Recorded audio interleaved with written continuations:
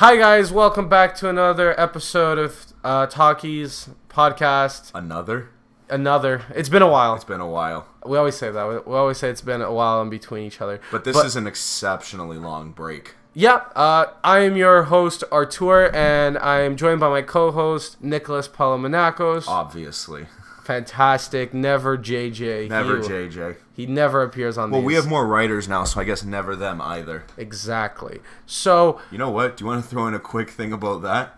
Sure. Hey guys, look. Yeah. If you want to write for Talkies Network, we're going to include a link below. We'd like more writers on the site. We're trying to build a team here. A diverse team. Exactly. So if you come from all parts of life, make sure... All parts. All outside parts. This life. Yes. In this life. On this planet. Out this planet. Maybe we'll reach somebody else. Something else. Sure. Just make sure that you click the link below and then join the team. Join the team. If you have any time, you'll just go on www.talkiesnetwork.com and you can see some of our new writers that we implemented Implemented. Like we're a machine. Yes. Who wants to join the machine, bro? We don't want to join the machine. We need to defeat the machine. Okay. Rage against the machine. I knew you were gonna say that. I was gonna do more of a Star Trek reference, not Star Trek, Terminator reference, but that's Rise of the Machines. Yes. Is that what it's called? Well, you know what's rising again? Stranger Things. Look at that transition. Oh my god! It's like we never left, even though it's been months. It's been months. So Dark Horse has recently announced that Stranger Things will have a new comics line. Nick, give us a little bit of the context behind the situation. I'm glad you trust me with that. Yeah. It really... Well, you do have the article right in front of you. I have the article in front of me, yeah. What do you think? I memorized this stuff? No, this was a spew of the moment kind of thing here. Yeah. All right, look. So Stranger Things has decided they're going to make this comic line here. Okay. That's going to detail, I guess, the year. It was a year in between Will Byers' disappearance, correct? It was a year? Was it a year? That he was missing? I'm sure it was several months. I'm not so sure it was a full year. Maybe not a year, but this comic from Dark Horse is going to detail Will's time in the Upside Down. Yeah, because there's so much of it we don't know. Well, we don't know anything. Yeah, all we know is we're a press outlet. We don't know shit. No. We know that he got captured. Correct. And then we found him with that weird tentacle thing inside of his mouth. Like at the end? Did he show up throughout season 1? He did, right? Like one he was to out two there. times. 1 to 2 times he was reaching out to his mom. Like through the wall and then the wall. You remember that scene where Joyce just breaks down the wall and then because she thinks Will is back there? Her ex-husband just shows up and he's like, "What are you doing, man? You're crazy. You're crazy." And then she's like, "I'm not crazy. I'm a mom." And you're like, "That's right. But a mother's love." Okay, I'm sorry. This is going a little bit off track, but you know what makes that moment so good? Because for a second, you actually do believe that she might be a little bit crazy, but on the other side, you're like, but I know you're not really crazy. Can you imagine if the entire first season was just the entirety of explaining how Joyce goes insane? Will doesn't disappear. It's just in her head. That'd be all levels of scary. Strange. Shit. Haha. Strange. Okay, I'm excited for the comic. I know JJ's excited too if he was ever here. Yeah. JJ will write some stuff on it. I'm excited to see. I mean, I like the fact that it was mysterious, but with something like this, I know because season 3, obviously we're going to return to the Upside Down. So, and we still don't know anything about it. We know that there's some shadow monster who runs things there. Or maybe, I don't know. He's like some guy, like the end of season 2, flipped the screen upside down and showed that the shadow monster was still lurking over. So we get to see maybe, if he makes if Will knew anything about him too. If 11 encountered it before. I'm excited. Yeah. I'll take more Stranger Things where I can get it. I would too. My only issue with the comic is that since it's going to take place in a period of time where we know the characters all live afterwards, they're never going to be in truly that much danger. Well, technically, it's only Will who's. I know, but I'm intrigued if they're going to just go from a mystery aspect, not more of is he gonna survive? I hope it's more of a mystery fleshing out aspect. Yeah, that'd be fun. You can include some horror aspects to it like the series does, but we know Will's gonna survive. Yeah. So this is more about explaining what he went through and the trauma he got from escaping it. Well, either way, Stranger Things issue 1 gets released on September 26th by Dark Horse Comics, and I think I think we're all excited. I think like generally, the entire internet, Yeah. like me and you from Canada can safely say that the entirety internet is on board on this. Okay. Clearly. All right. All right. What do we do here on this site? We talk about superheroes a lot. Yeah, exactly. So we're kind of switching over. So we just talked about comics. We're gonna talk about someone who's been perpetually in the comics. Is Silk. She's part of the Spider-Man universe in the Marvel comics, and Sony has reportedly been developing a spin-off with her in mind. So, well, I guess it can be called a spin-off, but like, so Sony for like the last God knows how many months have been developing a Marvel universe of their own, because clearly, so Marvel Studios, Disney, and Sony all have this partnership where obviously they can use Spider-Man, and if I'm not mistaken, characters who haven't appeared in films before, which is why they've used Vulture as like the next villain, or Mysterio with Jake Gyllenhaal is reportedly the next villain in Spider-Man Homecoming 2, or actually, you know what? Just before we go into this one about Silk, Tom Holland leaks the title for Spider-Man 2. Leaks with quotes. With quotation mark. He leaked it because I think at this point, no way would Marvel allow a kid to be just constantly leaking their stuff. They're like, hey, you know what? Just to get the press going, just leak the title. You think Kevin Feige sits in his office with his cap and like his super smiling face, like yes, good.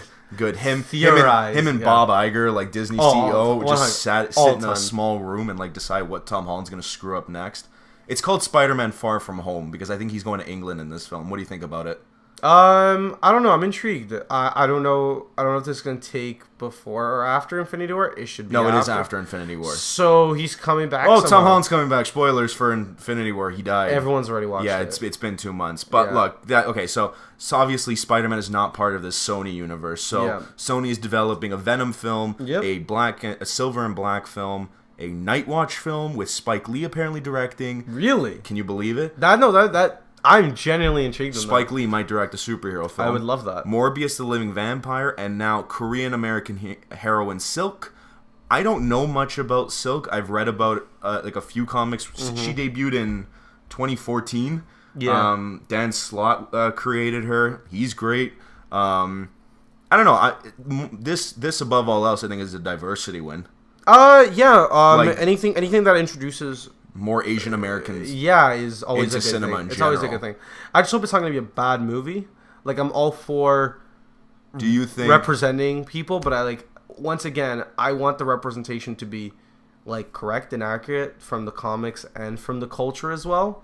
So would you hope like an Asian American would direct this film too, like to give it more of an authentic feel? I mean, Dan Slott created the character. I was gonna say, as long as you have an expert at the helm, it doesn't necessarily have to be someone of the culture. Just have someone that knows it, like inside and out. Knows the character more than everything. Of course, 100%. Because with Silk, you would want, if they're really gonna try to drive that point home, if she ever sees like her family, you would want them to have like their traditional cultural practices. Yeah. For example, as an Italian, you know that when you come home, there's probably going to be like pasta on the table, something like that. Yeah, it's very generic kind of way. I'm having pasta tonight. You probably are.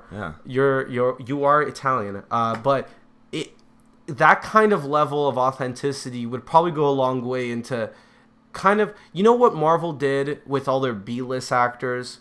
Well, sorry, B-list superheroes, because they didn't have license, like the Fantastic Four and the Spider-Man. And Spider-Man. So like they actually know how to make their people kind of relatable, like kind of, hey, it's just you and me. I know they got Batman and Superman at DC, quite these people you don't relate to, but like look at us. Well, I think Marvel, this be a good way to do with Spider-Man. I wouldn't say DC characters aren't relatable, but DC has always treated their characters as more of like they're gods in their universe. They're like grand. The Batman is like the night god. The fact that you call him the Batman, like he is the Batman. You don't you just say Batman. You say the Batman. You know what I've noticed though, in the DCEU they always call him the Bat, and I've never it's like I've never understood. It's like I don't mind it, but I kind of like how they call him the Bat. Either way. Okay, so hold on. So the point I was trying to get across is that she's a high school student, so they could definitely like swing it as like what I liked about Homecoming is the fact that it was a John Hughes-esque coming of of age film.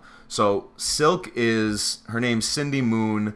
She the big thing about her, she actually got her powers at the same time as Peter Parker did. So they kind of be just going in a parallel. So, but Peter Parker doesn't find out she also has powers until 13 years later. But it turns out that the spider that bit him on the hand bit her on the ankle before dying. And so she also has these powers, right? Yeah. And the same thing from the comics, yeah. The only thing I'm weirded out by this universe is the fact that there's no Spider-Man. I still think Sony somehow and the MCU, like Sony's Marvel Universe and the MCU, are going to relate somehow together, because there are rumors that Tom Holland will appear in Venom. Because I was going to say, Homecoming never gives us an explicit origin. So, for example... Which I'm glad. Well, no. But that opens up Sony to have a much... Mic, bro. Oh, I'm sorry. But it does allow Sony to kind of craft a backstory, but a movie we'll never see. For example, Tom Holland got bit, then bit her, and then somehow... Like, I wouldn't mind that. Tom Holland appearing through this universe and having having an impact on... Did your chair just give out? Yeah, it just moved by Oh itself. My goodness. My ankle hit it. I'm okay with Tom Holland, like at the beginning of Venom, let's say, because it's going to be based on Lethal Protector. Tom Holland fighting Venom and then saying, go to San Francisco, and Venom being like, all right, and that's it. Yeah, that's Tom Holland. But then that would connect these films to... Like, I'd want them, kind of like how DC is creating a Batman sector to the DCEU with Nightwing and Birds of Prey. I want the MCU to have a Spider-Man sector. Yeah, I'm okay with all these films. Yeah. But I feel like they should have some connection to Spider-Man. Either way, I think the entirety of the internet is excited for Silk. We can say that. We can say. I don't know. There's misogynistic and racist parts of the internet, so I don't think they're on board. But we are certainly on board. We're. Oh man, that hurt. I'm sorry. I thought Nick's lie. All right.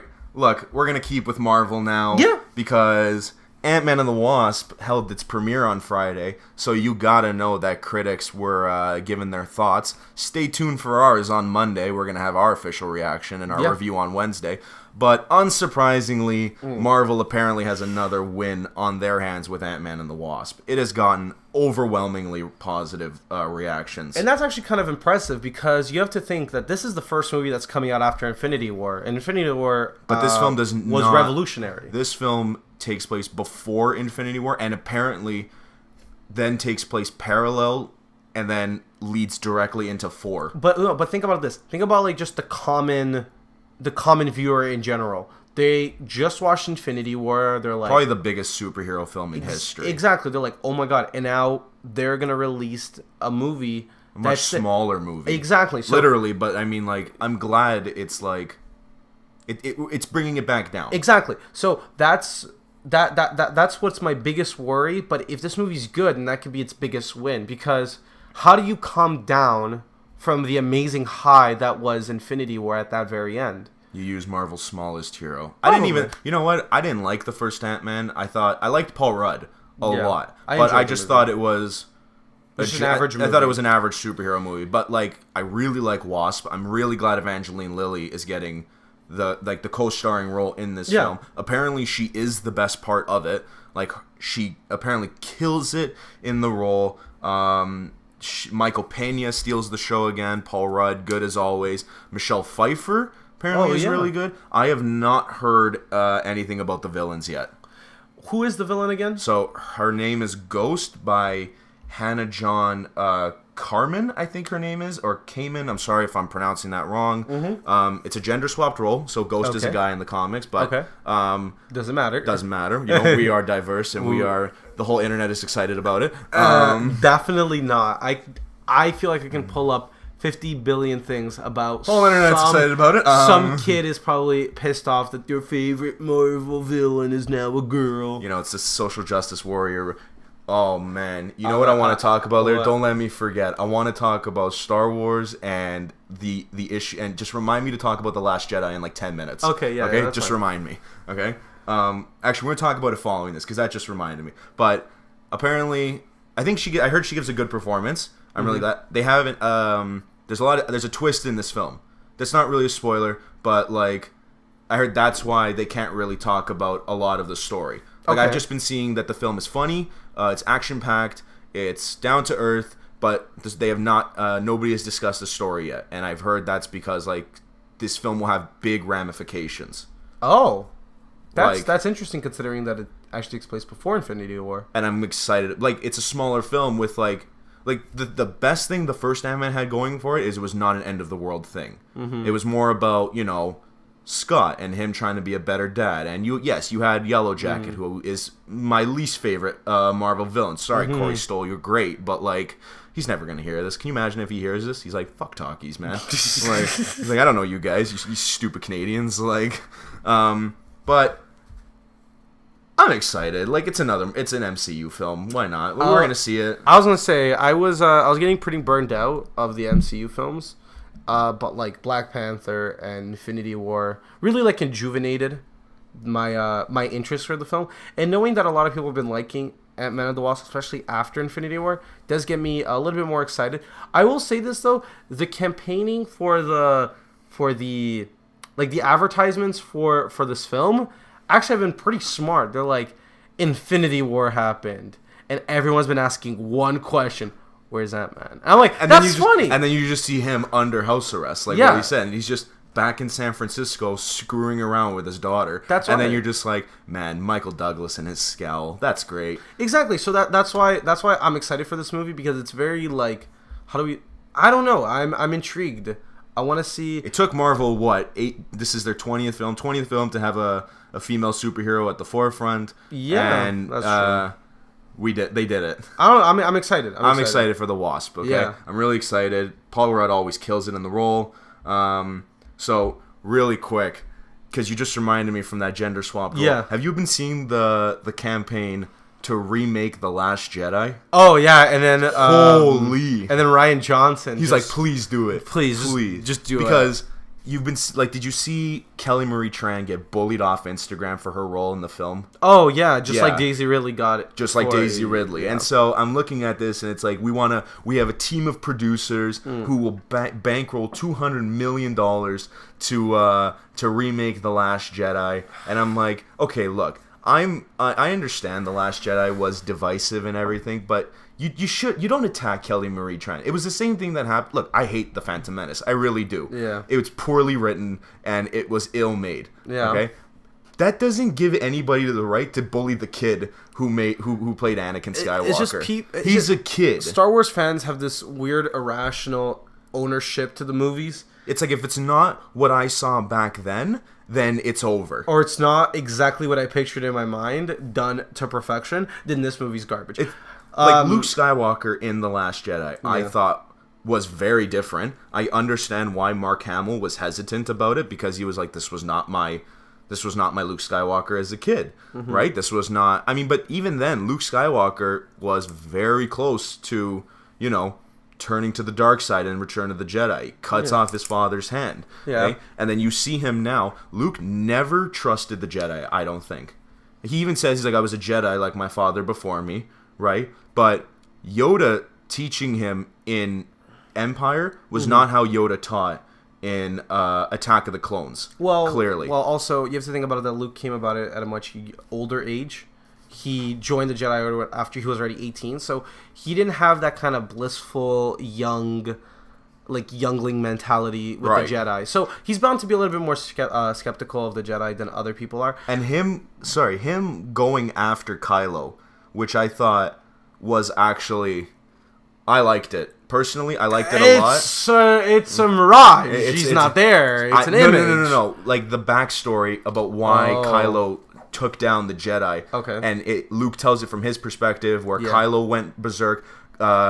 Kylo tells it from his perspective, where Luke went berserk, and then you find out that Luke actually did think about killing Kylo. Yeah. And then he literally said it. He's like, for a split second, I thought I could destroy. And everybody was like, Luke would never do that. And I'm like, Luke would absolutely do that. He literally said, he's like, I'm not bringing about what happened for 30 years with the Empire.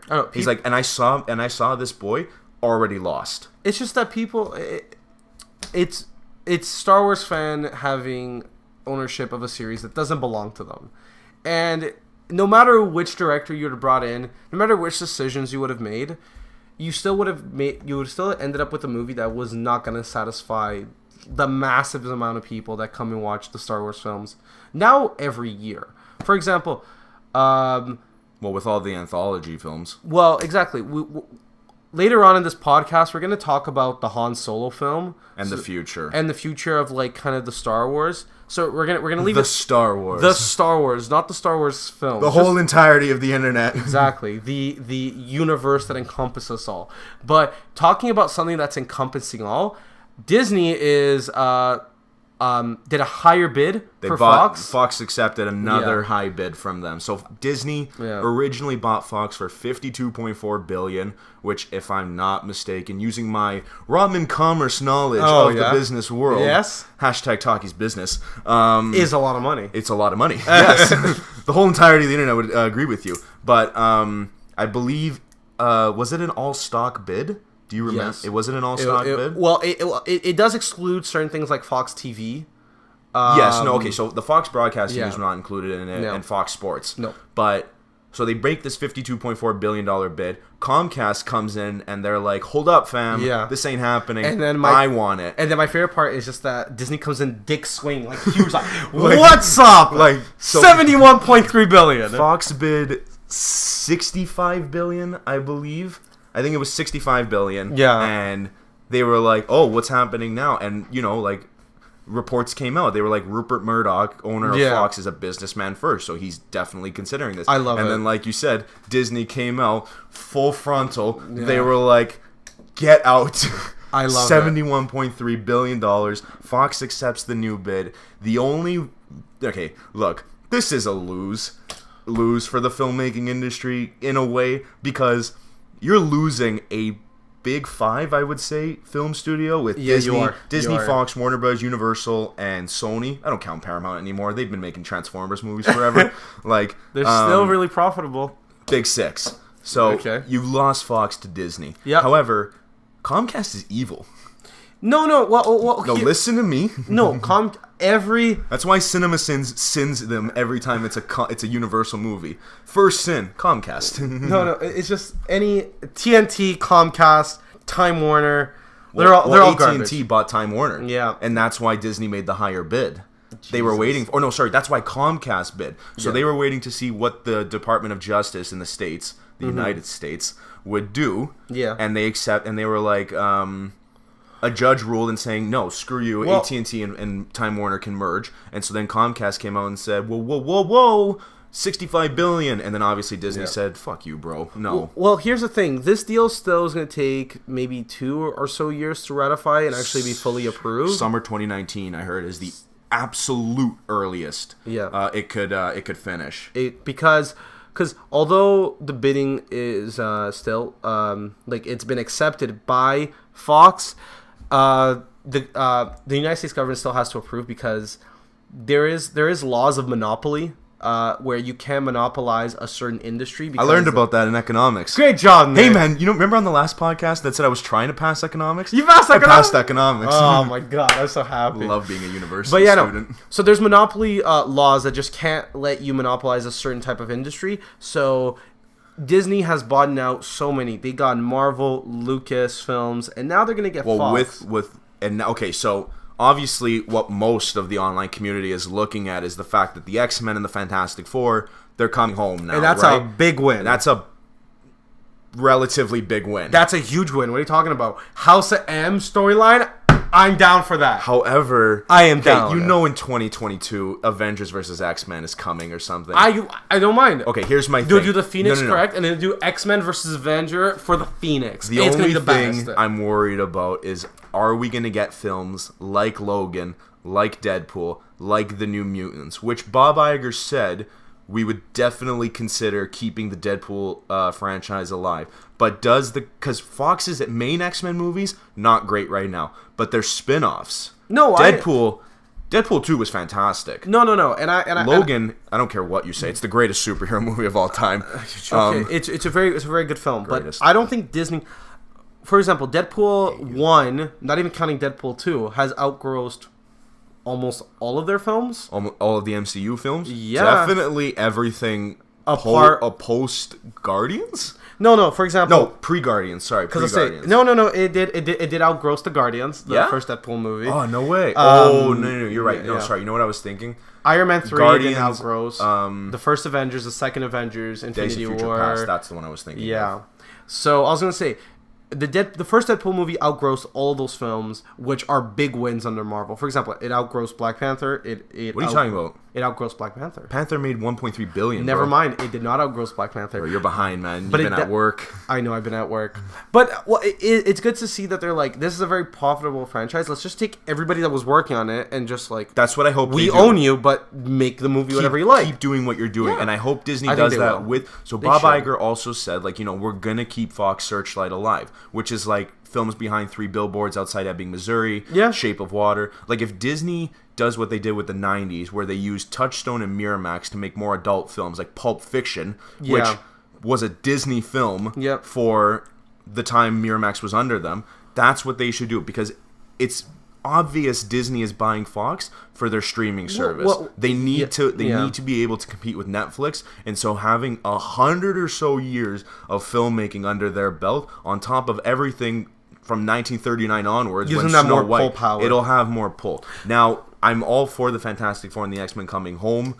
It's a lesser of two evils in terms of one company taking over 2 filmmaking studios.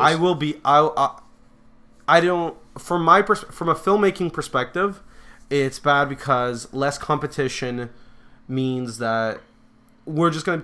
It can get to a point where Disney could just shit out a movie, and then we just keep going and watching because we will, because that's the only thing that we have to watch.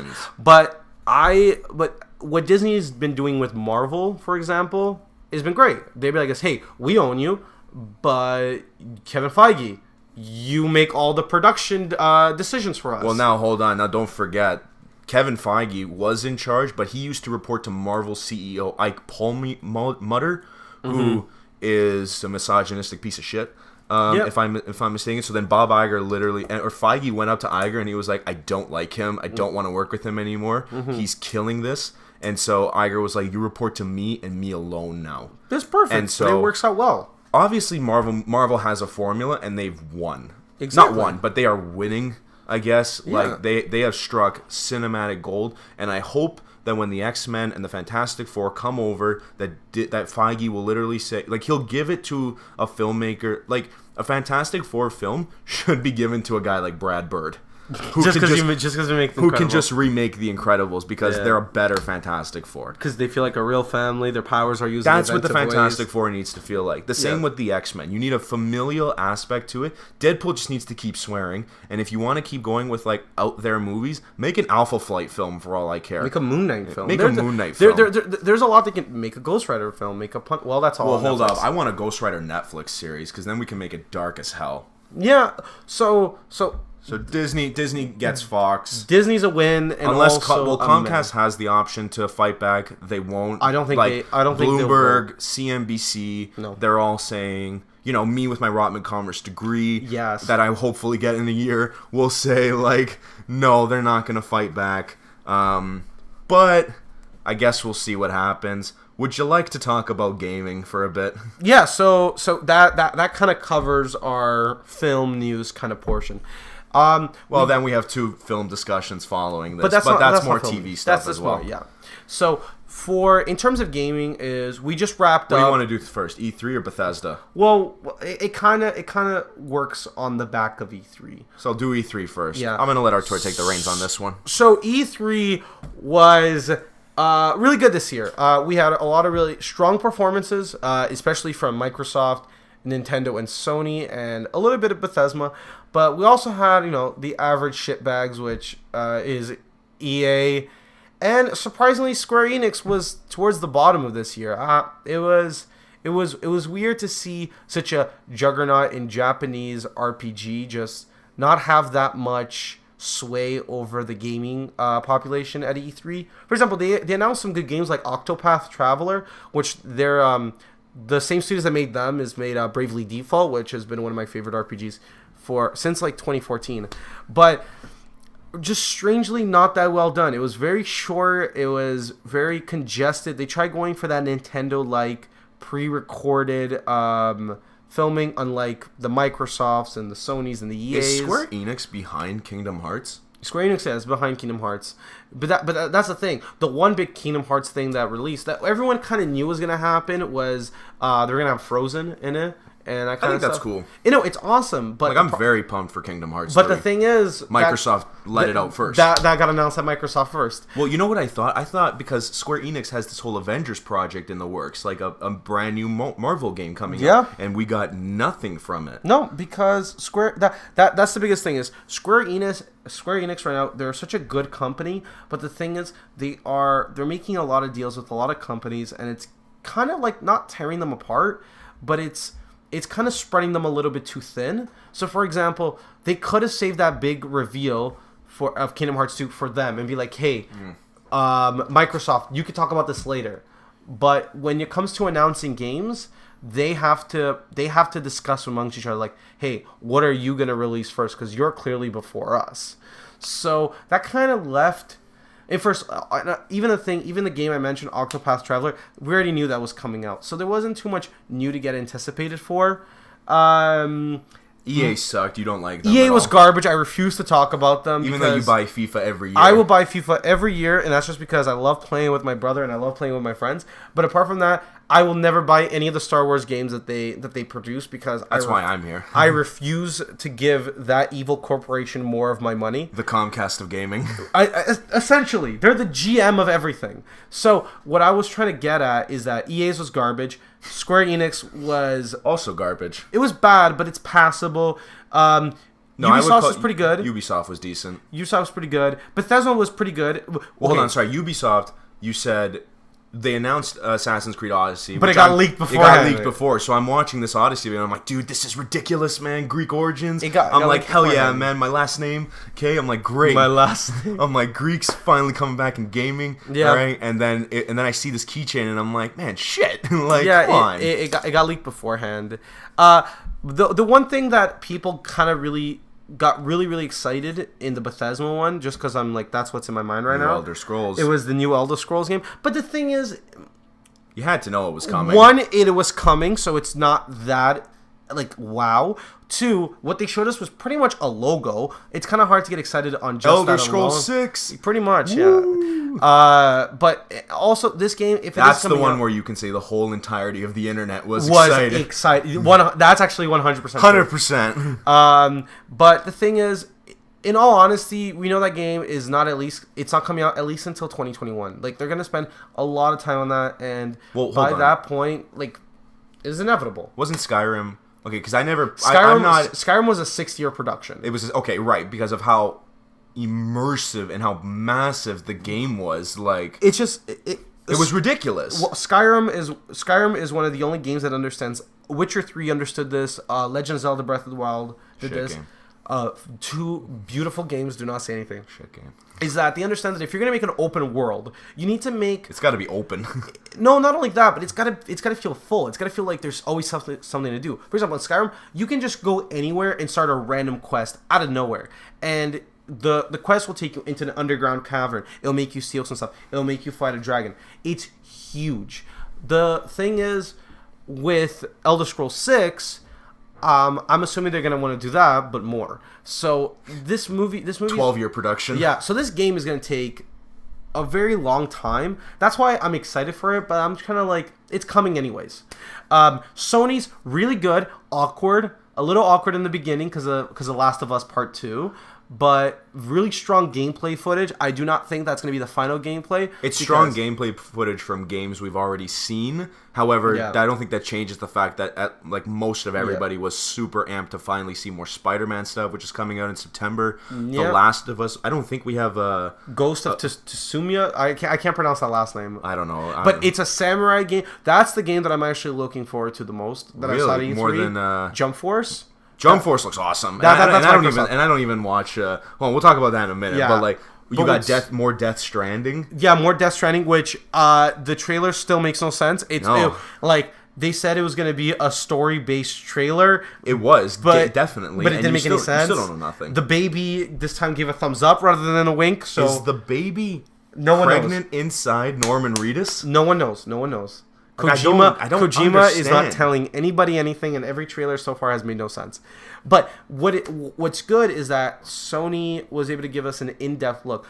This is one of the big things about E3 that I like to get across, is that you can't get upset at a conference for what you didn't see. You can only criticize them from what you got. So I can't be like, Sony's was shit because I didn't see Bloodborne 2. I didn't see Final Fantasy 7. Like, I thought there was like 20 Final Fantasies. No, there is, but Final Fantasy 7 is getting a remake that got announced a year ago, okay. And Square Enix and Sony didn't say anything about them. So people are like, it's shit because it didn't show that. No, it's like, you could call it shit because it felt awkward. Like that weird switch when they were underneath the tent/church, and then they had to move everybody to the theater hall, but there was like a weird 15-minute gap where they're just like, hey, we gotta fill time, so you know that Black Ops, that's coming out. We're like, okay, like, who cares? Like, this is why get back to the conference. This is why you make games and not television shows, so you don't have to go on camera. Like, so Sony's was really, really good. Nintendo's was up to their usual bullshit. It was a solid 7 to 8 out of 10. What I really liked is that they focused a lot of it on Smash, which we knew there was going to be majority of their time spent. Waluigi, fantastic, I love him. But every single Smash character that's ever been in a Smash Brothers game, except for him, will be. Except for him. But he's like in a trope. He's never been playable, so doesn't matter. Either way, every playable Smash from every single Smash game, from the original N64 to Melee to Brawl to Smash 4, will be in Smash Brothers Ultimate. And it's for the Switch, right? It's for the Switch, and it's it includes every DLC character. So, for example, Bayonetta, Cloud, not Ike, Ryu. They're all going to be back they're all going to be coming back. The only thing that I got a little worried about in the Nintendo one is that they announced a lot of really cool games, but they kind of glossed over a lot of the most intriguing ones, I'd say, because they did have to dedicate time to Smash Brothers. But one thing that I got really pissed off about, and this harkens back to my previous point, where people got upset that they didn't show any Metroid Prime footage, and I'm like, yeah, last E3 we got a logo. What do you expect? We're gonna have a fully fledged trailer within a year? That's one of the things about Elder Scrolls 6 that I'm like, why are people so ungodly excited about this? You got a logo. That means that next year we're not getting a trailer. That means the next year after that we might get a teaser trailer. And then probably a gameplay trailer, maybe a year or maybe 2 after that. Yeah, at that year's E3. But people are saying that Nintendo are saving a lot of their stuff for their event coming up. I think that's Sony. PlayStation Experience? Yeah, they have a lot of stuff saved up for September when they go into that. But yeah, Nintendo's was really, really good. Microsoft won E3. They showed off like 100 games or so. Like, it was fantastic. I'm watching the event, and it was just like Microsoft exclusive. It was game. great, and it was like every 5 minutes there was something new. A lot of my buddies that watched the E3 conference that I was able to talk to after, that don't own an Xbox, are legitimately thinking about grabbing an Xbox because a lot of the games are really exciting and people are really looking forward to it. Well, they showed off Kingdom Hearts. They were the first. They got Jump Force. Yeah. Which I don't even like anime, or I don't even watch that much anime, and it looks really cool. It's like, just like, you're like, how do you even get all these characters in one game? You're like, if you don't know what Jump Force is that Shonen Jump manga in Japan is essentially this company that produces all of these mangas. So they release weekly issues with like all these characters with 8 to 10 mangas, like issue chapters. Okay. In that. So for example, when I went to Japan in May, I picked up. Stay tuned for that vlog whenever it comes out. Oh yeah, I went to Japan for 2 weeks, and I've been trying to work on like a vlog style. I don't know, just something for like beginners, travelers that are going there for the first time, just so they know what to do and what not to do. Cheap plug. Yeah, but I picked up a Shonen Jump comic of that weekly's. It's called Weekly Shonen Jump because it comes out every week. So I picked one up, and you just see like a series of titles. So for example, in Shonen Jump has produced Dragon Ball, One Piece, Naruto, Bleach, One Piece, Black Clover. I think you just named One Piece twice. Did I? I think so. I don't know. Dragon One Ball. Piece. No, Bleach. Bleach. Oh, you named Bleach? I said Bleach. I hope so.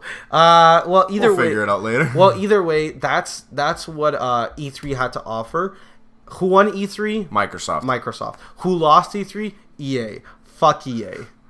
We're gonna play FIFA later. Yeah, but that's FIFA. That's fun. All right, quickly talk about this Bethesda thing. Okay, so on going back to Bethesda quickly. Yeah, so after E3, Bethesda actually this relates to to Microsoft. Well, yeah, because it got announced right after E3. Yeah.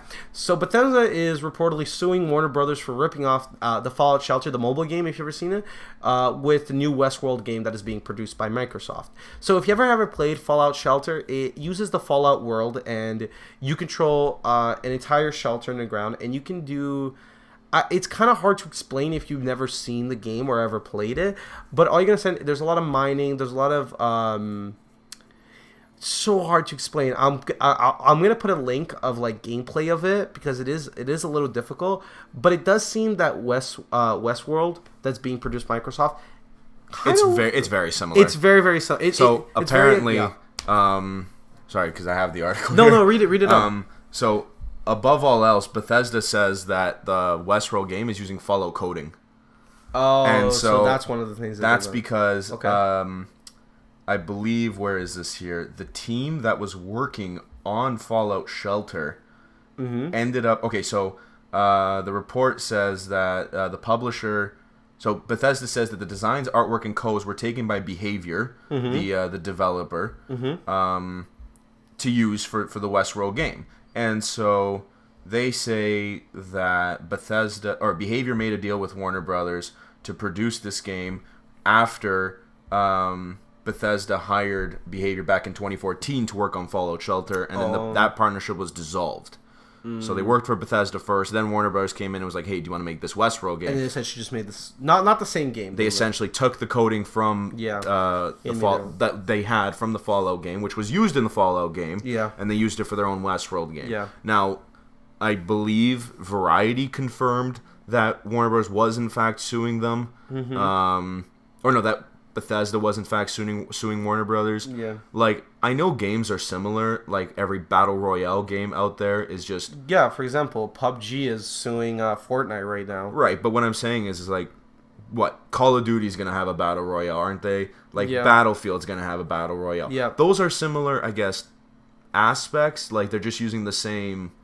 gameplay. But this is like same coding. Like, I think that's more serious. There's a separation between suing and games. So, for example, there's ideas, and then there's I think like execution. It's part of the law where when you're following a copyright strike like that in terms of games, you have to somehow argue that they're ripping off not the core idea. For example, the core idea of just having a shelter-like gameplay where everyone lives on the ground and you do maintenance of resources and all that kind of stuff. You can't exactly sue that, but the way where the game is operated, like designed around, for example, the scrolling mechanic of trying to see everybody and that kind of stuff, then you can sue that. But, however, and this is where it harkens back to PUBG, and if depending on how that case gets settled, it will impact this one, because in that one, the exact same thing is the problem. So, for example, it's 100 men, 100 people drop into a map. They'll try to kill each other in a battle royale style. Now, what they're trying to sue is the fact that they're saying, well, they have 100 people. We have 100 people. That's blatant copy. They could have made it 80, but they made it 100. They have an ever-shrinking map. They have a battle... Stuff like that. Yeah. But then Fortnite's arguing, but to have a battle royale mode, it's necessary that you have an ever-shrinking map. You have 100 people. You have this. And depending how that case gets settled, for example, that seems like a pretty good argument to me. In order to make a sufficient battle royale mode, you do need... There are specific things that you need. Yeah. Exactly. For example, Call of Duty can't sue Battlefront being like, hey, in your multiplayer game, you had a sniper.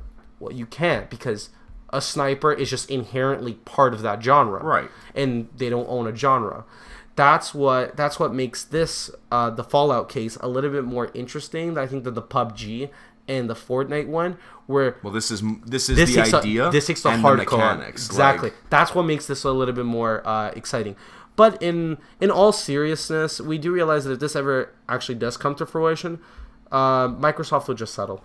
Probably. Settle. Warner Brothers. Sorry, Warner Brothers just settle out we of have court. a Microsoft ad. Oh, ha, cool. We have cool ads now. All right. You want to do the big two discussions? I was gonna say So the last two things we're gonna be talking about is gonna be Lucasfilm is apparently halting. No, they're not halting. They're not halting. They're not halting anthology films. They're not. I thought they were. Well, that was the rumor, which we'll discuss that. And even though it's a week later, and technically Jurassic World Fallen Kingdom came out this week, we're going to talk about The Incredibles 2 instead. Yeah, okay. Because that's a much better film. I'm really sorry, J.A. Bayona. I love you as a director, and you killed it directing this film. But this has been 14 years in the making, man. So, backstory. Collider came out with an article on Lucasfilm saying sources indicate that... Artur's shaking his head. Sources indicate that... I love when they say sources. Lucasfilm, because of Solo, would be halting anthology films for the time being, which meant the proposed Boba Fett film with James Mangold writing and directing, the Obi-Wan film that has still not been confirmed but has been rumored to be in development, and every other anthology film that they were thinking of doing. They said Lucasfilm is putting a stop to it right now to just focus on Episode 9. Because Rogue One, did your stomach just growl? A little bit. I might be a little bit hungry. I might get you a slice of pizza. Okay. So, obviously, Rogue One, troubled production, great film, but, Tony Gilroy had to come in, fix the third act with Gareth Edwards. Episode 9, Colin Trevorrow getting booted from the film, thank God. Sorry, Colin. But the Han Solo itself production was a mess. Han Solo was a special mess. Yeah. You had Phil Lord and Chris Miller directing 70% of the film before Kathleen Kennedy and Lawrence Kasdan said, you know what, I think we want to take this film elsewhere. Yeah. And then Ron Howard comes in. And have you watched Solo? I haven't had the chance yet to watch the full film, but it's fine. But from what I heard from it's there's nothing wrong with the film. And the way I say that is it's just fine. It's not like a complete and total mess. It's just but it's the middle ground of the Star Wars universe. But you have to understand that from a Star Wars perspective, from a Star Wars fan's perspective, a movie being just being a Star Wars movie and being just okay is awful. It's the worst movie of all time. Great, you're one of the toxic Star Wars fans. No, I'm just letting podcast canceled. Goodbye, everybody. play the outro music we don't have. So that's what I'm trying to get at, is that if this movie wasn't anything shy of an 8 out of 10, this movie's garbage to majority of Star Wars fans. Right, and so you have so obviously this film, like Solo, was like riddled with like shouldn't be happening. Why are you ruining the character of Han Solo? Yeah. Why are you making a film on a character we already know so much about? Yeah. And you're like, okay, I mean, I get it. That's fine.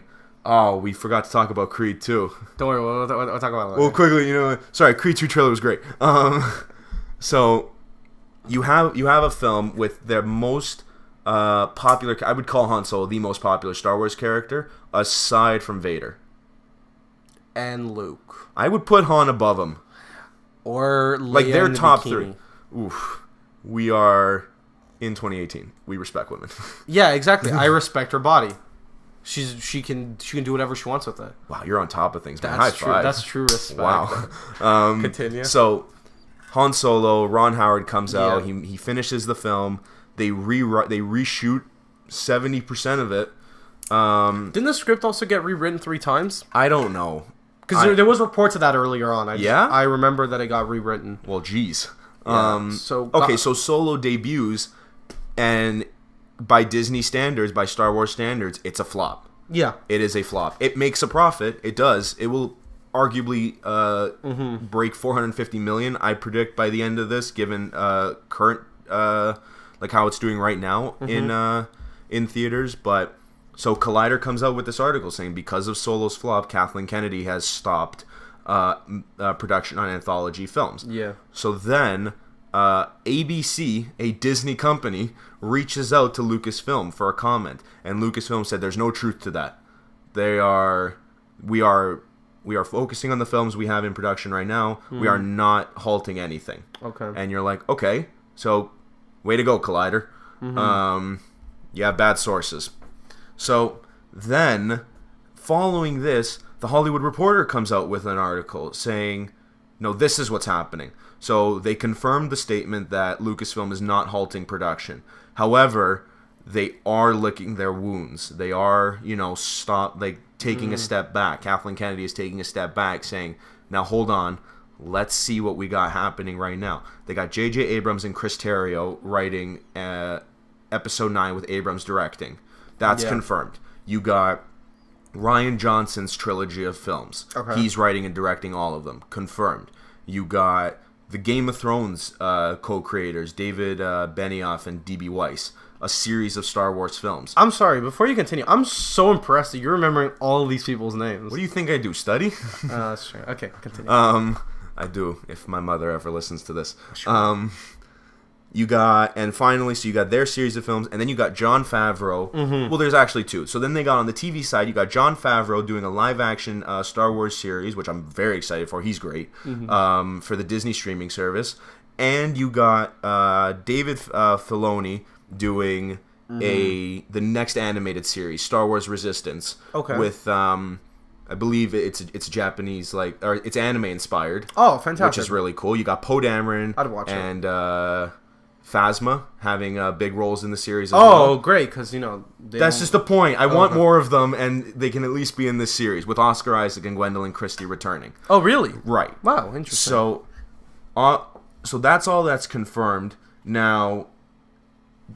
What THR said is that their source said that it was a case of Disney stuffing so much sausage and trying not to break the casing, which I understand. You got Obi-Wan Boba Fett, you got all these other confirmed films, you got the TV shows that you just talked about, a proposed Han Solo series. Yeah. Like Disney thought this was going to be a series because the Solo film sets up a sequel in the sense that Han Solo literally says, "Hey man, there's a big gangster on Tatooine that we should go check out. Who do you think that is?" Hey, Jabba the Hutt, bro. Yeah. A proposed Lando film that Kathleen Kennedy might want to make. Okay, just because Donald Glover can't do anything wrong. He can. He was the best part of Solo, honestly. He's like the internet's favorite child. So THR confirms that the Boba Fett movie is happening with James Mangold and Simon Kinberg. Really? Co-writing the film with the plan for Mangold to direct. My boy Simon's coming. Simon Kinberg. He's directing X-Men Dark Phoenix. He also he wrote Days of Future Past. I know. But he wrote Apocalypse. Yeah, and he also didn't he help out with the reshoots of Phantom Force Stick after Josh Trank just Yes, but he also was involved with Star Wars Rebels. So Kinberg is a hit or miss, but Mangold... Didn't Simon Kinberg also help write First Class? Did he? No, that was no. He produced it. He's the main producer. Him and because Laura Schuler Donner. Matthew Vaughn directed it and wrote Vaughn directed, and then controlling the X-Men franchise is Laura Schuler Donner, Richard Donner's wife. Oh, okay. Can you believe that? Wow, right? I know. Powerful family. she's been at the head of the X-Men franchise forever, and Kinberg. Oh, okay. So he's co-writing Boba Fett with Mangold to direct. They confirmed the Obi-Wan film is still in development. They're just saying that Disney is just taking a step back. They're gotcha. Saying we have these movies. Gotcha. How are we going to market them? Because clearly Solo did not work. And what I take from this is, and I'll ask you, do you think that Kathleen Kennedy, Lucasfilm, and Disney should stop? What am I trying to say here? Dealing with legacy characters. It's not about, because I hate it when people say we don't need this film. People will make films regardless of whether you need them or not because they want to make that film. Yeah. James Mangold clearly has a story idea for Boba Fett, a character I do not like but JJ loves because I hate Boba Fett. We don't know anything about him. So if Mangold wants to make a film on Boba Fett, if it's a good film, go right ahead. I have no problem with it. But the fact that people said we don't need a Solo film, I get it. Solo's a character we know a lot about. Do you think, like Rian Johnson is creating a series of films separate from the Skywalker franchise? Do we need more of that? I just think that Star Wars worked best when it was just a single cohesive story. The moment you start branching out into a lot of other stories, then you need to give dimensions. You need to give a reason for there to be a film. So, for example... Yeah, it's not that a film needs to happen. It's that something should warrant it. Yeah, exactly. So, for example, when they brought back Han Solo for Force Awakens, he was given a new dimension. He was given a son. He was given something to... He left the rebellion. Exactly. He was given new things to know about the character. The problem with Solo is that it's an we kind of knew everything. It's an imitation of an already better performance of already a character we know of. To be fair, I liked Alden Ehrenreich, actually. I thought he did a pretty good job. I know, but it's an imitation. It's not no, him. So you know what? It's not him acting on his own. It's him. You know what? Trying to imitate a Harrison Ford. No, but you know what? He doesn't imitate Harrison Ford, but you can tell he uses the mannerisms that Harrison Ford does. I know, which is kind of, I like that more. Like he gave a decent. The performances in the film were fine. No, they were good. The point that I was trying to get at is that you're right, though. I see what you're saying. I need if you're gonna bring a character back, especially from the legacy, I need you to give a new dimension to them. So, for example, what is the reason for this movie to be made? So, for example, if it's Boba Fett having to deal with the loss of his dad and all that bullshit, I don't care. There is no dimension added to that. Because we already know his father dying. Exactly. But if it's him learning how to be a bounty hunter, or him already being a skilled bounty hunter and trying to find that one last bounty, which is probably Han Solo, for all we know, then suddenly that character becomes intriguing for me to explore and to invest my time in. Now, see, the best part about the Boba Fett film is the fact that it has so much opportunity to introduce people to previously unexplored cinematic places in the Star Wars universe. Exactly. We've seen Mandalore in Star Wars Rebels, but we have not seen it in the films. Not everybody watches Star Wars Rebels, so you can take Boba Fett, show him how he got his Mandalorian armor, introduce Mandalore and a whole story on there with like the competing families, with how it's very territorial, and then that introduces another wing to the Star Wars universe that hasn't been explored, which is Mandalore. And so, but with Han Solo, they essentially took parts that we already knew about the character, showed them again. Like, we already knew he met Chewie, and Chewie has this undying... There's no life debt anymore, by the way. Oh, fantastic. Spoiler, bro. Great, okay. He rescues Chewie. He does, from some Empire prison, or wherever they are. Okay. But it just doesn't seem like that warranted a life debt. No, exactly. So that's the biggest problem I have with the Star Wars film, is that if you don't bring something new to the table, then I'm not gonna go watch your film. For example, Solo was filled. Sorry to interrupt. Solo was filled with nostalgia. Yeah, no, I don't care for that. Like that's why I will refuse to watch Solo. I'm not gonna go give them my money to be like, hey, make another one. No, just. But would you want another one if they give a new dimension? For example, if they make a Lando movie, but they say something new about Lando, then that's fine. I'll go and watch it. I would gladly see how Lando took over Cloud City. I don't like how he became like so powerful there. I don't know. Also, make different like, for example, like I would want more. Like what works with Marvel is that they were able to expand into Guardians territory. So, for example, Guardians was a new property, new characters, something new to say in a different side of the universe. But within, and it worked. But within an established brand. Exactly. But my biggest problem with Star Wars is every movie tries to be a Star Wars film. Not, hey, we're a Star Wars film, but I don't know, maybe it will be a horror movie, maybe it will be a comedy, maybe it will be a this. Like Guardians, the only connection it had to the greater Marvel universe was Thanos.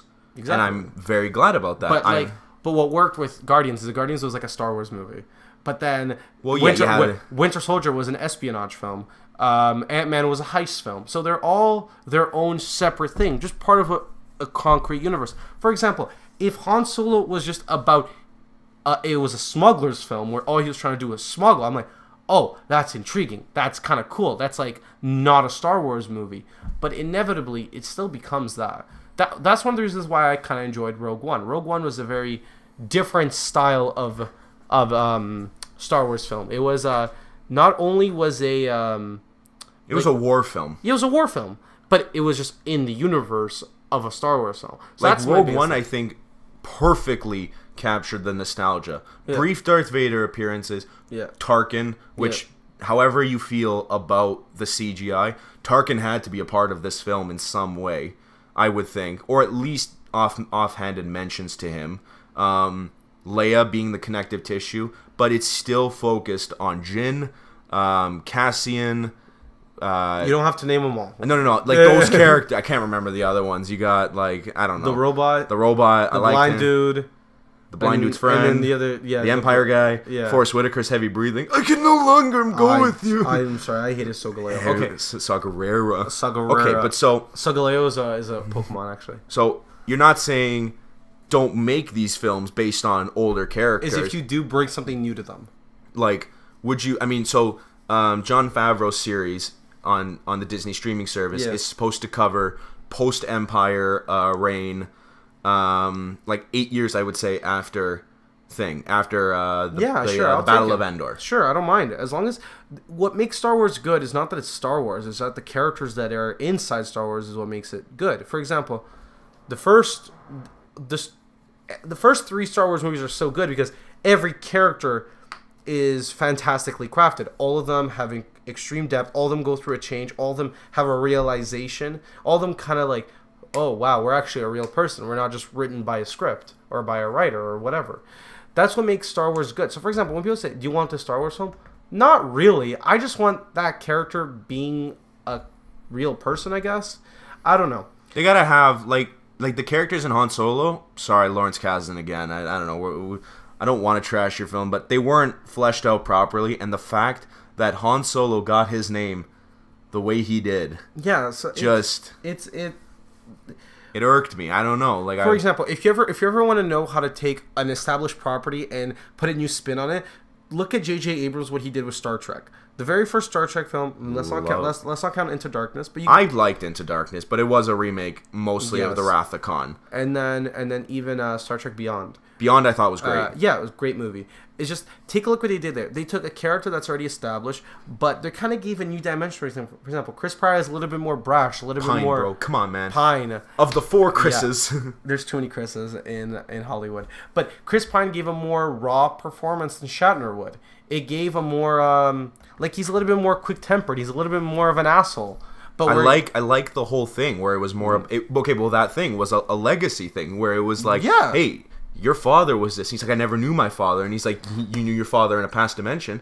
And you were like, that's messed up. How on one side of things, Kirk would have grown up to be a Starfleet captain because of his father, guided him there. This one, it was, your father's dead, and you have to live up to that. Exactly. And he's like, I don't want to live up to that. But, he eventually does.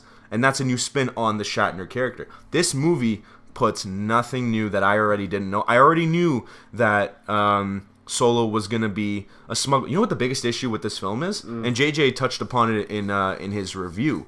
The fact that Han Solo helps the rebellion. Oh, he does? He helps the rebellion in the end. That's funny. And you're like, where was the Han Solo that doesn't believe in this? Obviously, something must happen. The issue with this film is it sets up a better one. Okay, and you hate that. I know you hate that. I hate movies like I know that. You hate that. Oh, this movie was good, but it wasn't that bad, but it sets up a great movie. Because the ideas that it has at the end are like, why didn't you just give me that? Okay, great job. Okay, you know what? I'm trying to get upset about Solo and the entire Star Wars franchise. Now he's getting upset about other stuff. No, it's just that Star Wars is the most infuriating franchise in the world where, you know what? If you're so pissed off about every Star Wars movie, don't watch any of them. Just watch the original trilogy and just be happy and be content. Do not worry about all this Remake The Last Jedi 2018. No, don't remake movies because you didn't enjoy them. Last Jedi was a movie. It's social justice warrior bullcrap that nobody can accept because there's too many women in The Last Jedi. And it's two brothers. Oh my, no, Nick, shut up. We're not doing a Rick and Morty reference. Okay, so moving over is that surprisingly Disney, not only they've had quite a bit of losses this year, I believe. Actually, I would only call Solo the biggest one. Well, Infinity War win, Black Panther win, and now switching gears to my second. I would call Infinity War the most anticipated film of the year, but this one, I don't know. This is my most anticipated. 14 years in the making. I saw this film in Florida when it came out when I was 7 years old or 8 years old, I guess, because it came out in November. I think. Yeah. I remember Incredibles. I didn't watch it. I didn't watch it in theaters. I bought just so were you know. Were you from Brazil? Yeah, I was still in Brazil. Yeah, you were still in Brazil. I watched right? I watched it in Portuguese the first time. It didn't even come to Brazil in 2004. It came out in 2005. Really? I remember because a Blockbuster opened up in like this kind of plaza right in front of the apartment where I used to live. Can we go take a few minutes for Blockbuster? I know. I miss Blockbuster. And then I remember knowing one of the cashiers there, so I'm like, hey, do you know when Incredibles 2 is coming out? He goes like, no. And I'm like, do you know when Incredibles 2 is coming out? Oh, sorry, Incredibles, like the first Incredibles on DVD. He says, no, I don't know, sir. I don't know. And then I remember one day going there on a Sunday, and I remember they put up like a poster, like a poster, like a huge poster of like Incredibles, and I'm like, oh my god, it's coming. Next day I rented it. I never gave it back. I still have the DVD in my house. But it's your favorite animated movie. It's my favorite animated It's my favorite movie of all time. It's his favorite movie of all time. And since 2004, what have we gotten? A Cars franchise? Yeah. God damn it. It just Pixar really? But you know what it is? He said Brad Bird said he would never make another Incredibles film unless he did it right. And if you know what? It took him 14 years. To be fair though, actually, it could have taken him 20 years and I would have been okay. I mean, Andrew Stanton said the same thing about regardless, Finding Dory is a good film. It doesn't. You don't like it? No, it's awful. Oh, no way. I didn't know that. It gets worse and worse. I like Finding Dory. No. Okay, well, you don't feel that way about Incredibles 2. No, it's just okay. I'm gonna explain the reason why I love Incredibles 2 is the reason why I hate Finding Dory. So, for example, I love Incredibles 2 because so Elastigirl, Jack, Dash, Mr. Incredible, Invisible Girl, all of them. What is her name? Does she have a... She doesn't really have a superhero name. I guess neither does Dash. I guess neither does Dash. No, but Dash kind of works as both ways. How great was Dash? Violet works too. I love Dash. But Jack definitely steals the show. But what I like about him is that they cause everything that happens. For example, they are superheroes because they want to save people. They're directly responsible for the entire supers getting sued, then getting banned. But then they're exactly the cause to bring them back. Spoilers. There are spoilers in this review. We should have said that. Yeah. That's fine. Oh, everyone's watched this movie by now. That's true. It's been a week. What am I saying? Yeah. Sorry, Fallen Kingdom. So, they are directly involved in what causes the movie to move along, like for the plot to progress. The reason why it's not like they jump into it, like they foresee a threat. Like they actually, you know what? That's why Finding Dory's garbage. Dory is a passive hero. She gets physically moved, like in a jar of coffee from scene to scene because she can't move because she's a fish. Well, she's a fish. That's the problem. Is that. But you know what? That's why everything. That's why the first Finding Nemo works so well. Because Marlin directly... Marlin? Sorry, Marlin. Is it Marlin? I don't know, but either way... Marlin. He's directly involved in everything that happens. For example, he's the reason why Nemo goes to touch the boat. He's the reason why Nemo gets kidnapped. He's the reason why Nemo becomes so afraid. That's why all these movies work. That's why Finding Dory doesn't. That's why I hate it. That's why Incredibles 2 works. But the biggest thing with Incredibles 2 is the family. Like, the family dynamic that they have together works so well. Elastigirl feels like a mom. For example, she's a badass. She goes out and fight crime, but that's not going to stop her from calling me like, hey, are the kids okay? They're good? Good. I really liked the beginning. It's the battle with the Underminer, right? And picks up right where the last one left off. Yeah, so it picks up. They're battling the Underminer, and two things. The first is the Who's Watching Jack bit. That's hilarious. Where the baby just keeps going from person to person because they just all want to get in the action. Yeah. Obviously, none of it goes well. The Underminer escapes. He gets all the money. And then they're in this motel in hiding, and it's a family dinner. Having takeout, discussing the events, and how is it wrong to be a superhero. Mm-hmm. But it's literally, especially in, like, I guess these times, look, it's paralleled. It's families discussing what's wrong with the law. It's people discussing what's fair, what's not fair. Should we be doing this? Should we be saving these people? Like, can we use our powers? Nobody accepts us for who we are. And should we just take that and sit here? These are real family problems that people are going through.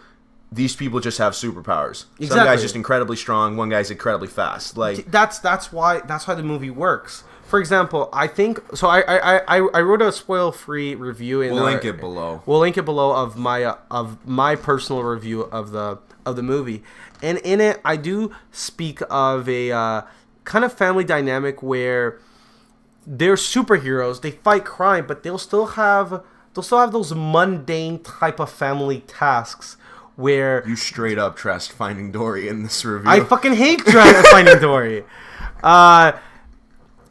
Where like they kind of get mad about buying like the wrong size battery or like doing the math homework. I bought AA and it needed to be AAA and like you couldn't use that battery, so I had to go back out. Yeah. So like those are arguments that I've had with my own parents that we've had at the dinner table. So you're not looking at them being like, ooh, they're heroes. It's kind of like, oh, they're a family that just happens to have powers. And I think we have to talk about Jack. He is the single greatest part of this film. Yeah. So Jack throughout this film, obviously at the last film when he fights, so Jack fights Syndrome, you discover he has powers, like shape-shifting powers, where he can turn into something that comes with a new power, which is really cool, right? Like he can turn into a fire monster, but at the same time he can travel through dimensions, right? And so in this film, Mr. Incredible Bob discovers he has powers, right? And him dealing with Jack, not knowing how to deal with Jack's increasing like power, is ridiculously funny. But when he keeps turning on the TV. Oh my god! And like the whole fight with the raccoon after, best scene in the entire film. You have powers. That was the best scene in the entire movie. But no, what works so well, and I'm gonna build on your point, is that they swapped it. For example, in the first movie, it was like Dash and Violet discovering them. Well, more so Violet, I should say. Dash was already like confident, I think, enough in his powers. Yeah, no. Sorry, what I was trying to get at was with the family dynamics, like with the mom and dad, with Elastigirl and Elastigirl at home. For example, Elastigirl at home is Incredible going out. This time it's the reverse. Right. And I remember a guy telling me after I watched this movie, after I left the theater, a guy that left with me said this looked like they were Pixar was adding too much feminism into their film. So then I said, no, it's not, because if you look at her track record, she is the most cost-effective superhero. Plus, she literally says in 2004's Incredibles, leaving the superheroing to men? Yeah. Please, why would I do that? Exactly. So there is, she's always been a strong female presence in the film, even in the first one. That's what I don't understand, is that in the first movie she has the same amount of screen time in that one that she does in this one, and she does like espionage. I think she is a little bit more. I think she is definitely a little bit more in this film, but she's still she hasn't changed. She is still the same, super strong, independent, powerful. The reason why they show her more in this film is that thematically it works, because the idea is that we're putting her back into the forefront, which I love. So it makes sense that in a stylistic perspective we show more of her than others. But it's smart though when you really think about how Mr. Incredible was sued in the last Incredibles. Why would you want to use him? Yeah. The fact that Elastigirl managed to stay in hiding, do good work, and Brad Bird wrote her incredibly well in this film, and watching her figure out everything that was going on, which we'll touch on later. Yeah. The action sequences with her, the train saving scene. With the bike? With the bike. Great. Fantastic. The Elasticycle. Yeah. Loved it. My favorite parts of these films are her and Bob. Them interacting together, because you can tell in this film, Bob slowly goes from, I cannot believe my wife is the one doing the superheroing when I was the biggest hero back then, to I need to succeed so she can succeed, so we can succeed, so our kids can have the choice to be heroes. They don't have to be. And then I like how even through all of that, Bob's like, okay, honey, you go out and do heroing work so I can do it better. And then, it's playful fun, how a married couple would be. Yeah. Because this is essentially paralleling the woman being, or the wife being the breadwinner in the house. Which is hilarious. I love it. And Bob dealing with the kids, where he's oh, how hard can it be? And then you slowly see his hair growing out. You see his beard getting bigger. You see him getting more angsty, more annoyed, more, why can't my kids just follow what I'm saying? Yeah. And it's just, I thought both of them were great in this film. I really liked Frozone as well. I liked how he was given a bigger role. Yeah, Frozone is given a little bit bigger of a role. One thing that I do have to touch on, and it's just this is not from a story perspective. It's just to show you how much Brad Bird understands filmmaking. For example, not very often in animation will you see the director actually shift focus. So, for example, when something becomes off focus and on focus, usually people do that in order to have your attention, like your point of view, directed at a certain place. So, for example, if you have a scene of me and Nicholas talking, Nick starts talking, the camera will actually go out of focus on me and on focus on Nick, and then it will swap when I talk. So that's usually just done in non-animation, because in animation everything's always in focus, right? Because you're spending so much time drawing every meticulous detail, you don't want to put that out of focus. But Brad Bird understands movement and vision, so he actually does that. In a lot of scenes in the movie, you see the character go out of focus and another part go in focus, and usually that gives you like a nice little tidbit of like some idea that's they're alluding to. So just from like a technical standpoint, not even from a story standpoint, just from a technical standpoint, this movie's marvelous to see. And I mean, every Pixar movie I would say is beautiful, but this is, would you say, a new level of like, this is Pixar setting another new bar for 3D. But my thing, it's not just animation. This feels like a real film, like with a real camera crew. It doesn't feel like it's in a computer that these animators are drawing, like rigging, like, yeah, it feels like they mounted a set with Brad Bird behind a camera with the boom mic on top and all the 3-point lighting around them, and he's just directing them. That's how good this movie is. It feels like a real movie. That's why Brad Bird is a fucking genius. Okay, now, sorry, I had to get that out. Now, obviously, this isn't even necessarily a bad thing, and I'll explain why. The first Incredible, like, for me, it doesn't top it. Which, no. I never went into this film looking for it to top it. I was just hoping for a great film, which it was. Now, the villain. The villain's predictable. The villain is predictable. That doesn't change the fact that I still really like the character. What's her name? I was going to say... Screenslaver.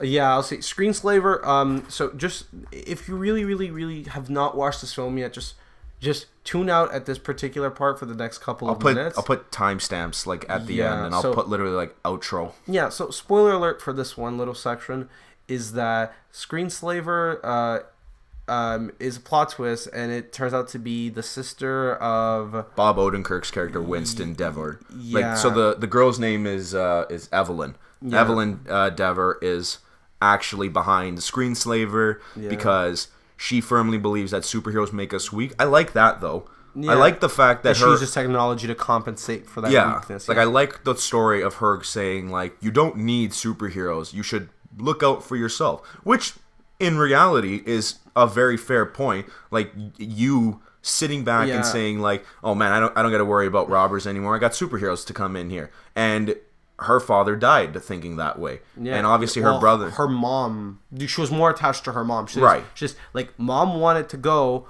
but dad chose to stay. Dad chose to, call super. Both died. Yeah. And then you're like, that's a legitimate line of thinking. Yeah. I think Syndrome was just the top tier of Pixar villains. Well, Syndrome works because... Mr. Incredible causes it. Yeah, because... Well, that goes off of your first point, how they cause everything. Yes, and that's what... It's because when a character does something in a movie, you're like, wow, he did something. When something just happens to a character, you're like, okay, what's the driving force? Oh, he stumbled onto the plot? Oh, the plot's progressing? Great. But in this, it's kind of like, movie starts, Mr. Incredible does something that's going to inevitably impact him in the future. And this is what works with Elastigirl, because... Elastigirl and Mr. Incredible, being the great heroes that they are, caused her dad to go into this false sense of security. So they're still creating their own villains. That's why also kind of like people criticize Spider-Man for every villain being related to him, but he doesn't create any of them. That's why I don't really see that connection being that viable. I do like how he is connected to all of them. Like I like it, but he's not direct cause of them. Right. For example, so far, The Incredibles, everyone's been a direct cause of their hero work. For example, Syndrome came about from Mr. Incredible's hero work, and Screenslaver came about from Bob and Elastigirl like coming back. All of them just being heroes. Yeah. So that's a very like it may be predictable, but it was still fun. Like for example, only Brad Bird can take a just not that good villain, but still give her a really good backstory. Yeah, like she was fleshed out. Like, so you're like, I really just like makes sense. Yeah, like I'm watching this and I'm like, yeah, that like I believe this. Yeah. I totally believe the fact that her brother is way in over his head, thinking he can bring back Supers because his father believed in it, but he lost his father because of Super went into hiding because of Mr. Incredible. Yeah, villains Holy shit! Did they? Yeah. Oh man, hold on. They may have been the direct cause of this one too. I just said that they were. Yeah. That's where villains become all the better, is when you understand their motivations and you sympathize with them to a certain extent. You're like, wow, that's actually kind of true. For example, when Killmonger in the reason why he's such a good villain is because you're like, wow, he has a point. They should be doing this, but they're not, and I don't understand why, but I know I can do it. I liked how he was, just quickly on Panther, I liked how he was one end of the spectrum, T'Challa was the other end of the spectrum, saying, no, we shouldn't, and then Nakia was the middle, where it was like, okay, we should still, keep it kind of close to the chest, but we can go out there and help. Exactly. Just not murder all the whites. But same thing applies here to a certain extent. In The Incredibles 2, we sympathize with her ideas of like, you can't always rely on a superhero. You need to take matters into your own hands. Whereas Bob wants to be a superhero and he'll do anything to get to like those glory days again. Yeah. So another thing, you see him going through yet another midlife crisis. Yeah, which is hilarious. Yeah, like I just love Cookie. I like. By the way, Edna in this film. Edna voiced by Brad Bird. Phenomenal. Still one of the best things in the world. Oh my god. And I just love that scene where she's walking with Jack, and Jack is walking like the same as her. Yeah, because like she has like her little cane that I always, when I was a kid, I thought it was like a cigarette cane from like and 101 Dalmatians. Oh, like the long one, the long French cigarette thing. So I always thought Edna Mose had that, and then I saw Jack with like the lollipop. I was like, perfect, amazing. So overall, I think this is a movie that's so good, and the thing is, I think it might be my favorite of the year. I know it's my favorite of the year, but that's a completely nostalgic and biased thing. For example, I was looking at this film because obviously I've been the one to watch the most this year. Right now, my bar is A Quiet Place. Really? Yeah. I'm telling you, if you ever get around to watching it, John Krasinski murdered this film. Okay, Jesus. Not even killed it. He straight up murdered this thing. Okay, for how well made that movie is, and I've been going back and forth, and I'm legitimately. Nostalgia as well, because I've been waiting for this film, but I think Brad Bird just killed it here. I guess he murdered it too, because I said murdered was more than killing. Yeah, apparently. I don't know. To me, it's on par with like the Toy Story sequels. Hold on, we made a ranking here. Where did we put it? We put it in the top 10 for sure. We put it, I think, number 8. I'll link the ranking as well below, but just so you know where it lands on our thing. So, for example, our ranking, Nick, go back to number 20. Number 20 was Cars 2. Number 20, yeah. So this is our ranking of the Star Wars of the Pixar films. You want to name them all? Yeah, sure. So okay, number look. 20, so you got Cars 2, then The Good Dinosaur, and 19, then at Cars 18. 3. Cars 2. At number 17, we have Monsters University. At 16, we have the original Cars. 15, we have Brave. I don't really agree with that order. You think Brave goes above or Finding Dory goes to last place now. A Bug's Life at 13.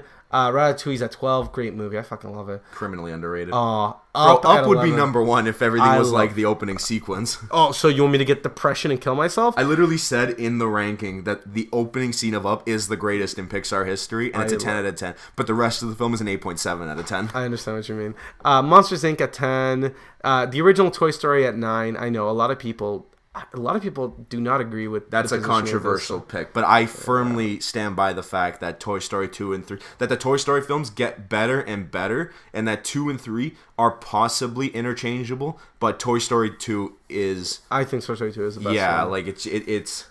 Then Incredibles 2 at number 8, followed by Coco at 7, with WALL-E at 6, with Toy Story 3 at 5. This one, I thought... Inside Out at 4. Not a lot of people agreed with this one. Inside Out at 4. It is that good. Yeah.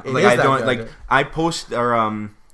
this ranking was posted to Reddit in the Pixar subreddit. Yeah. And I was looking through some of the comments people were making under this guy's post, and it was like, how is The Good Dinosaur and Monsters University so low? Because it's and shit. I'm like, what? Yeah. I'm like, Monsters University is the middle ground of Pixar. It's fine. Yeah, there's been nothing new to the franchise. They don't. Number 3 is Finding Nemo. Number 2 is Toy Story 2, and I'm pretty sure The Incredibles is everybody's favorite Pixar movie. The entirety of the internet agrees. According to, it made $180 million at the box office. Incredibles 2, yeah. I'm pretty sure the entire internet agrees that The Incredibles is the best Pixar movie. I think it goes back and forth between Incredible, objectively, from what I've seen, I believe it goes back and forth between Toy Story 1 and The Incredibles. Strictly because Toy Story is just, it is the original. It's incredibly well made for the time. The fact that it looked so good back then, and to see how far animation has come. But yeah. I firmly believe Incredibles 2 is it doesn't matter, but a top 10 Pixar film. Oh, it definitely is. Yeah, what Brad Bird did after 14 years, and I'm glad he took this long. I'm glad he said, I'm not going to make a film until I have the story in mind. And then it came to him where he said, well, why don't I make a film about Elastigirl? I did it with Bob in the first film, so why don't I do it with Elastigirl? And it's not that it's not original. It's smart. Yeah. It's, okay, so Bob was the one to reintroduce supers back into the world in a small capacity. He screwed up when he brought in Syndrome. They saved the day, but now Elastigirl is the one to fully say supers are back, and this is who we're going to have at the forefront. Oh, it just works out so well. Incredibles 2 just, despite the 14-year gap, it feels like a direct continuation. The tone, perfect. It's so hard to try to explain why the movie's so good that I'm just going to let you watch it for yourself. I have one answer to that. What? Michael Giacchino's score. It's fantastic. Ridiculously good. That Bond kind of. As soon as it's so good. The opening when the Pixar so good. when the Disney logo hits, and it's just a slight and you're like, that's it, I'm here. That's immediately immerses you in the universe that Brad Bird has created. So true. And that was it. So to recap, Michael Giacchino killed it. Brad Bird killed it. Craig T. Nelson killed it. Holly Hunter killed it. Brad Bird killed it as Edna Mode. Bob Odenkirk killed it. Holly Hunter killed it. Catherine Keener, I think is her name. I forgot the name of the kid that played Jack Jack. There's actually a kid who played Jack Jack. His name's Eli something. Yeah, I think.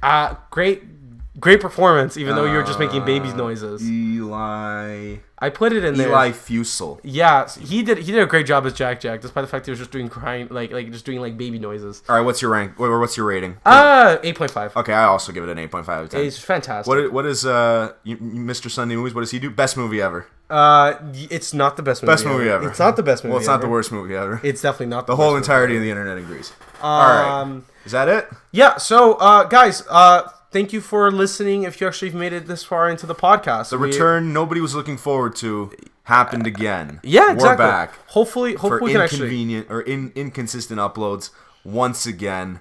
Talkies Network, always there by your side, holding your hand. Please read our site.